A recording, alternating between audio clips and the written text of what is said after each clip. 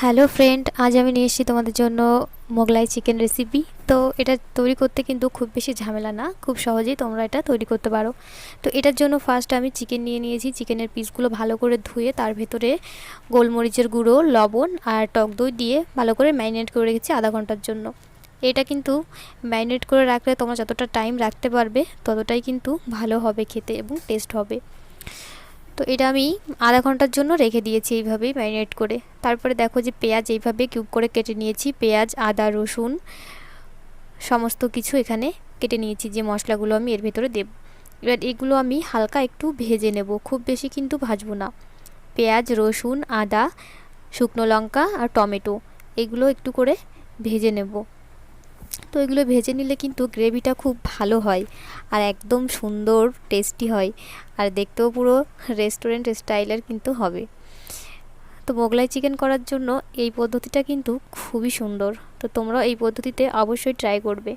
তো এগুলো আমার ভালো করে দেখো ভাজা হয়ে গেছে, মানে খুব বেশি কিন্তু ভাজিনি আমি। এবার এর ভিতরে শুকনো লঙ্কা দিয়ে দেবো, সামান্য একটু ভেজে নিতে হবে।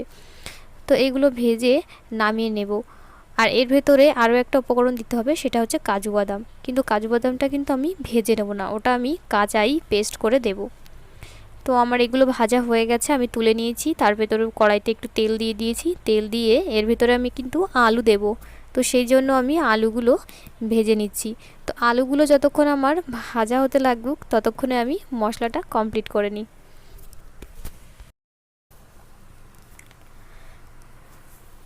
তো মশলাগুলো আমি যে উপকরণগুলো আমি ভেজে রেখেছি সেগুলো যে মিক্সারে দিয়ে দিয়েছি। আর এর ভিতরে কাঁচা ধনে আর জিরে দিয়েছি অল্প পরিমাণে, খুব বেশি পরিমাণে কিন্তু এটা দেবে না, একদমই অল্প, সামান্য একটু জল দিয়ে তারপরে ওটা মিক্স করে নিয়েছি।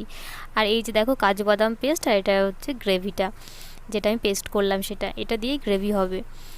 এবার প্রথমে তেল দিয়ে কড়াইতে আমি গোটা গরম মশলা ফোড়ন দিয়ে দিয়েছি।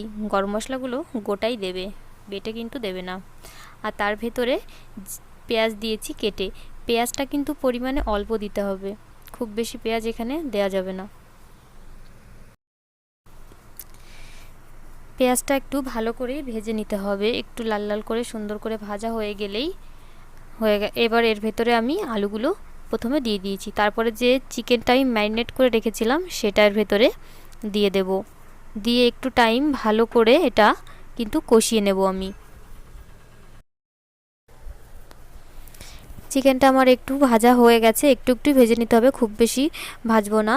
এবার এর ভেতরে আমি দিয়ে দেব যে মশলাটা আমি মিক্স করে রেখেছিলাম, ভাজা মশলাটা, সেটা এর ভেতরে এবার দিয়ে দেব। এটা দিয়ে খুব ভালো করে নাড়াচাড়া করে একটু কষিয়ে নেব।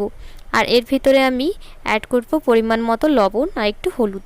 তবে হ্যাঁ, এটা কিন্তু ম্যারিনেট করার সময় লবণ দিয়েছি, সেই জন্য খেয়াল রাখতে হবে লবণটা যেন খুব বেশি পরিমাণে না হয়। তোমরা এটা পরিমাণ মতোই দেবে, কিন্তু এখানে আমার যেটুকু দরকার আমি সেটুকুই দিয়েছি, তোমরা টেস্ট করে তারপরে কিন্তু দিতে পারো। তো এটা এবার একটু ভালো করে কষিয়ে নেব। এটা একটুখানি কষিয়ে তারপরে এর ভেতরে আমি কাজু বাদামের পেস্ট দেব।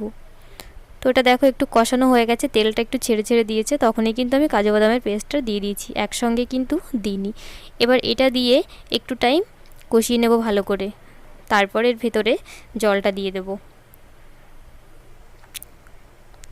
আর এর ভেতরে একটু টক দইও আমি অ্যাড করছি। ম্যারিনেট করার সময় আমি টক দই দিয়েছি, কিন্তু কষানোর সময়ও আমি আরেকটু টক দই দিচ্ছি। টক দইটা দিলে না গ্রেভিটা কিন্তু খেতে খুব ভালো টেস্ট হয়। আর যেহেতু মোগলাই চিকেন, সেই জন্য টক দইটা তো অবশ্যই এখানে একটু দিতে হবে বেশি পরিমাণে। তো মশলাটা আমার পুরো কষানো হয়ে গেছে চিকেনটা দিয়ে। এবার এর ভিতরে আমি ঝোল দিয়ে দিয়েছি। জলটা কিন্তু আমি যে কাজু বাদাম পেস্ট করে রেখেছিলাম সেই বাটিতে করে দিয়েছি, ওই জন্য কিন্তু ওটার কালারটা এরকম সাদা দেখাচ্ছে। এটা কিন্তু আমি প্লেন জলই দিয়েছি, আর কিছু না। তো এবার এটা আমি ভালো করে একটু নেড়েচেড়ে ঢাকা দিয়ে দেব। 5 মিনিট মতো আমি এটাকে ঢাকা দিয়ে এইভাবেই জাল দেব। তো ওটা আমার 5 মিনিট রাখা হয়ে গেছে, এবার আলগা করে নিয়েছি। আর তোমরা দেখতেই পাচ্ছ আমার চিকেনটা একদমই প্রায় কমপ্লিট, মোগলাই চিকেন রেডি। তো এবার এর উপর দিয়ে আমি ধনেপাতা ছড়িয়ে দেবো। ধনেপাতাটা দিলে কিন্তু দারুণ একটা সেন্ট আসে আর খুব সুন্দর খেতে টেস্ট হয়, এটা কিন্তু অবশ্যই দেবে। একটুখানি ধনেপাতা উপর দিয়ে ছড়িয়ে দিয়ে নাড়াচাড়া করে নিলেই কিন্তু রেডি হয়ে গেল আমার মোগলাই চিকেন রেসিপিটা। তো এবার এটা আমি নামিয়ে নেব।